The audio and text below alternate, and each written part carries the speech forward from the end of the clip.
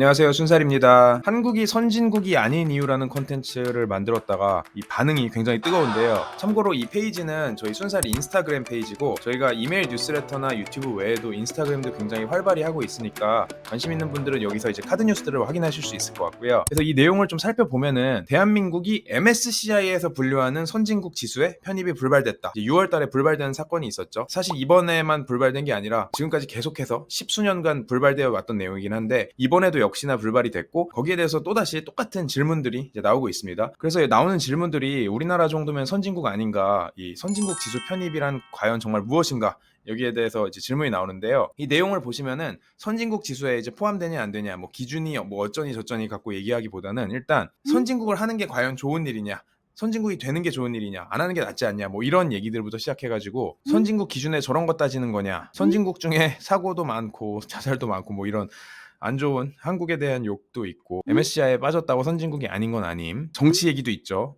되게 다양한 얘기들이 있는데 어쨌든 간에 여기서 살펴봐야 되는 이제 키 포인트가 이 선진국이란 게 과연 뭔지, 그리고 MSCI에서 분류한다는 건 대체 무슨 의미인지 이걸 일단 짚고 가야 될 것 같은데, 첫 번째로 이 선진국이 뭔지를 먼저 이제 분류를 해보면은 사실 기준이 굉장히 많을 거예요. 그래서 뭐 IMF에서 분류할 수도 있고, 뭐 UN에서 분류할 수도 있고, OECD에서 분류할 수도 있고, MSCI에서 분류할 수도 있고, 각종 기구별로 이 선진국이다 아니다를 갖고 이게 사실 굉장히 주관적인 분류잖아요. 그렇다 보니까 분류 기준들도 굉장히 많을 텐데 저희가 이제 계속해서 얘기하고 있는 거는 이 MSCI라는 사기업, UN이나 IMF 같은 이런 정부 조직, 뭐 글로벌 조직 이런 걸 떠나서 MSCI라는 이 사기업에서 분류하는 이 지수를 전문으로 만드는 지수업체에서 분류하는 선진국 기준에 맞냐 안 맞냐를 이제 갖고 얘기를 하고 있는 거고, 그래가지고 우리가 뉴스에서 보는 한국이 선진국에 들어갔다라는 거는 UN에서 분류하는 선진국에 들어갔다라는 뉴스도 나왔었고, 아니면은 지수회사 중에서도 MSCI랑 같이 초대형 지수회사로 불리는 FTSE FTSE 지수에서는 선진국으로 이미 분류가 되어 있는 상태고, 이제 그렇기 때문에 어떤 회사에서 어떻게 분류하냐 아니냐에 따라서 선진국이냐 아니냐는 달라지고, 근데 이 MSCI에서 분류하는 이 선진국 기준이 중요한 이유는 뭐냐면은 MSCI라는 지수를 따라서 전 세계 자금들이 움직이기 때문이죠. 우리가 펀드에 알게 모르게 돈을 넣고 있는데 우리가 직접 펀드에 가입하거나 ETF를 살 수도 있고, 아니면 뭐 퇴직연금, 국민연금 같은 우리가 모르는 돈들, 우리가 직접 컨트롤 잘 안 하는 돈들이 흘러서 이런 식으로 지수를 추종하는 투자를 하고 있는데, MSCI 같은 경우에는 그 지수 중에서도 가장 대표적인 지수격이죠. 그렇다 보니까 MSCI 선진국 지수에 들어가 있냐, 신흥지상 지수에 들어가 있냐, 아니면 MSCI 지수에 포함돼 있냐 아니냐, 뭐 그런 여부들만 갖고도 전 세계 자금들이 의무적으로 투자를 할 수밖에 없는, 아니면 투자를 하고 싶어도 절대 할 수 없는 이런 상황들이 발생을 하게 되고요. 그리고 MSCI에서는 국가를 크게 세 가지 기준으로 나누는데요. 첫 번째가 선진국, 그리고 두 번째가 이머징 마켓, 신흥시장, 세 번째가 프론티어 마켓이라고 해서 훨씬 더 이제 위험한 시장들을 다루는 그런 지수가 있죠. 그래서 우리나라는 지금 이 두 번째, 이 이머징 마켓 지수에 들어가 있는데, 이게 이머징이냐 선진국이냐에 따라서 지수가 추종하는 자금이 굉장히 크게 차이가 나고, 실제로 MSCI 선진국 지수를 추종하는 자금이 이머징 마켓 추종하는 자금 대비해서 한 5배 이상 크다고 해요. 그러다 보니까 선진국 지수에 편입되면은 훨씬 더 큰 시장에서 노는 큰 돈들이 이제 들어올 수밖에 없는, 물론 그 안에서 이제 비중들은 나뉠 거예요. 뭐 선진국 안에서 뭐 미국이랑 유럽의 뭐 각종 대형 국가들 사이에서 한국이 껴가지고 그 안에서 비중을 받는 거랑, 그다음에 이머징 마켓 안에서 뭐 지금 10% 이상 비중을 받고 있는 걸로 알고 있는데 중국, 인도 아니면 뭐 남미 국가들 이런 데들 대상으로 싸워서 비중을 받아내는 거랑, 비중의 차이는 이머징 마켓에 있는 게 더 크겠지만 어쨌든 간에 이 다마 자체가 이 선진국이 크다 보니까 선진국으로 옮겨가야지 이 자금이 더 많이 유입되는 거 아니냐라는 이제 얘기들이 있죠. 근데 한국이 왜 선진국이 못 되고 있느냐, 이제 이 이유를 살펴보면은 사실 되게 많은 이유들이 있는데 그 중에 제일 대표적인 두 개가, 첫 번째가 바로 외환 시장이 부분적으로 막혀 있다, 그리고 두 번째가 공매도에 제한이 있다. 이 두 가지 이슈가 있는데, 이 외환 시장 전면 개방부터 살펴보면은 이 한국의 원화라는 게 사실 해외 글로벌 커런시들 대비해가지고 아직 엄청나게 제한 사항이 많습니다. 쉽게 말해서 달러, 미국 달러랑 비교를 해보면은 미국 달러는 24시간